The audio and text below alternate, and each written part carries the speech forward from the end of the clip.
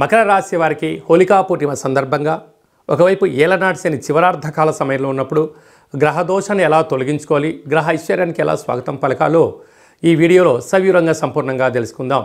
మకర రాశిలో ఏ నక్షత్రాలు వస్తాయనగా ఉత్తరాషాఢ నక్షత్రంలోని 2, 3, 4 పాదాలు, శ్రవణ నక్షత్రంలోని 4 పాదాలు, ధనిష్ఠా నక్షత్రాలను 1, 2 పాదాలను కలిపితే మకర రాశి అవడం జరుగుతుంది. చాలామందికి పుట్టినటువంటి కాల సమయంలో డేటా ఆఫ్ బర్త్లు లేనటువంటి కారణం వలన పేరు యొక్క మొదటి అక్షరాన్ని అనుసరిస్తూ ఆ రాశిని తెలుసుకునే ప్రయత్నం చేద్దాం.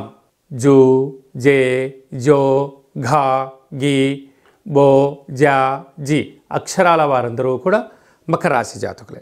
మకర రాశి వారికి ఏళ్లనాటి శనిలో చివరార్ధపు రోజులు 30 సంవత్సరాల తర్వాత రవి భగవానుడు శనితో కలిపి సంచారం చేయడం, అలాగనే వీరికి 2వ స్థానంలో విశేష గ్రహ సంచార స్థితి ఉండడం, 3వ స్థానంలో త్రిగ్రహ కూటమి సంచార స్థితి ఉండడం, ఒకవైపు 5వ స్థానంలో గురువు, 6వ స్థానంలో కుజుడు సంచారం చేసినప్పుడు గ్రహదోషం అధికంగా ఉన్నప్పుడు గ్రహయోగం కలగడానికి ఎలాంటి విధులను పాటించాలో తెలుసుకుందాం. ఈ అనేక రకాల వీడియోలలో ఈ వీడియో మీరు చూస్తున్నారు అన్నట్లయితే నవగ్రహ దేవతలకు మీరు సేవ చేసే సమయం ఆసనమైంది. అక్షర తులాభార కార్యక్రమంలో పాల్గొనే సమయం ఆసనమైంది.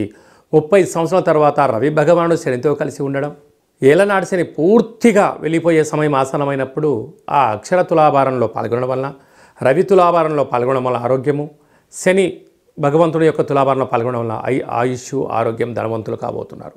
కనుక అక్షర తులాభారంలో పాల్గొందాం, ఏలనాటి శనిని తొలగించుకుందాం, రాబోయేటువంటి కొత్త ఉగాది పండుగకు స్వాగతం పలుకుదాం, ఈ 7.5 సంవత్సరాల పడ్డ కష్టాలకు స్వస్తి పలుకుదాం, రంగుల హోలీ అయినటువంటి హోలీ పండుగ పూజా కార్యక్రమంలో పాల్గొందాం, హానికరం లేనటువంటి రంగులతోనే కార్యక్రమాల్లో పాల్గొందాం.